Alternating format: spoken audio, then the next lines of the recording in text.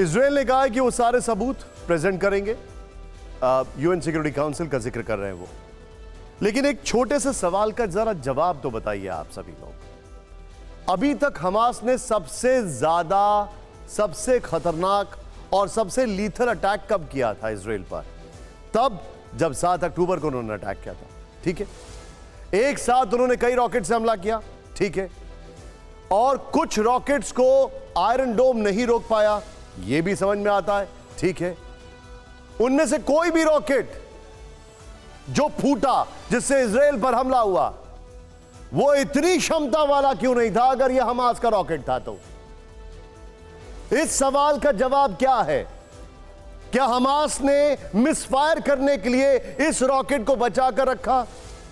और उससे भी बड़ा सवाल, जो हैवी ड्यूटी वेपन्स होते हैं उनकी जियो एक्यूरेसी सबसे ज्यादा शार्प होती है, वो लूज कैनन रॉकेट्स नहीं होते हैं।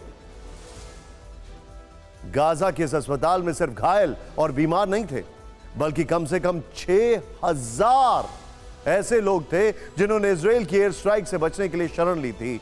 बीबीसी की रिपोर्ट के मुताबिक इस अस्पताल पर शनिवार को भी इजराइल का हमला हुआ था। तब हमले में 4 लोग घायल हुए थे और इसके बाद यहां शरण लिए हुए 5000 लोग कहीं और चले गए। बाकी बचे 1000 लोग यहां पर मौजूद थे। इनमें बुजुर्ग,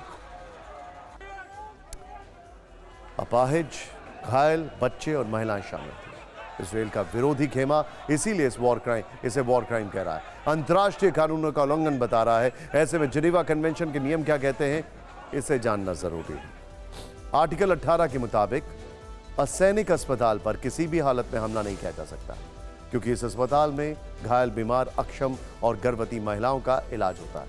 आर्टिकल 21 के मुताबिक घायल और बीमार नागरिकों को ले जाने वाले वाहनों, ट्रेन और समंदर में नागरिकों की सहायता के लिए चल रहे जहाजों पर हमला नहीं किया जा सकता। इसके अलावा स्कूलों, ऐतिहासिक स्मारकों और दूसरे प्रमुख नागरिक स्थलों पर हमले शामिल नहीं हैं। जानबूझकर ऐसे हमले करना जिसके बारे में पता हो कि इन हमलों से आम लोगों की मौत हो सकती है या उन्हें नुकसान पहुंच सकता है, युद्ध अपराध कहलाता है। बिना रक्षा कवच वाले कस्बों, गांव, आवास या इमारतों पर किसी भी तरह का हमला या बमबारी भी युद्ध अपराध की श्रेणी में आता है। लेकिन सवाल फिर से वही है कि यह युद्ध अपराध किया किसने? निर्देशों की जान पर अफसोस के बजाय आरोप प्रत्यारोप का यह शर्मनाक दौर दिखाते हैं आपको। लेकिन उससे पहले एक छोटा सा लीडिंग। जिनीवा कन्वेंशन के मुताबिक तो यूक्रेन और रूस सिर्फ वॉर क्राइम ही कर रहे हैं। रूस मॉस्को तक अपने हथियार, ड्रोन्स पहुंचा रहा है, और यूक्रेन मॉस्को तक अपने ड्रोन्स पहुंचा रहा है, और रूस यूक्रेन में जो कर रहा है।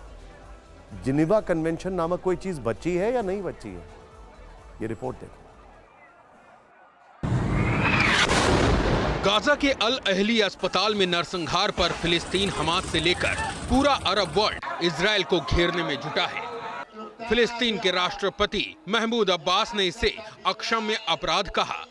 ما جرى هذه الليلة فاجعة كبيرة ومجزرة حرب بشعة لا يمكن السكوت عنها أو أن نجعلها تمر دون حساب।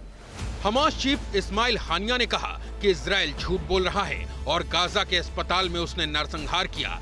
हिजबुल्लाह ने कहा कि इजराइल ने जो गुनाह किया उसकी माफी नहीं है।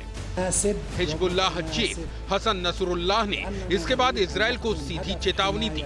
कहा कि इजराइल पर 7 अक्टूबर जैसा हमला फिर से होगा। इस बार हिजबुल्लाह के लड़ाके हमले को अंजाम देंगे। इस मिशन के लिए हिजबुल्लाह के 5000 लड़ाके तैयार हैं। हिजबुल्लाह जल्द ही उतरे इजराइल पर धावा बोलेगा। इजराइल की तरफ से भी जवाबी पलटवार हुआ। पीएम नेतन्याहू ने सुबह ट्वीट करके हमास पर आरोप लगाया कि वो अब तक इजराइल के बच्चों की हत्याएं करता था, अब अपने बच्चों को भी मारने लगा। इसके बाद वो जब तेल अवीव में बाइडेन से मिले तो यहाँ भी कहा कि अल अहली अस्पताल पर हमला हमास ने किया।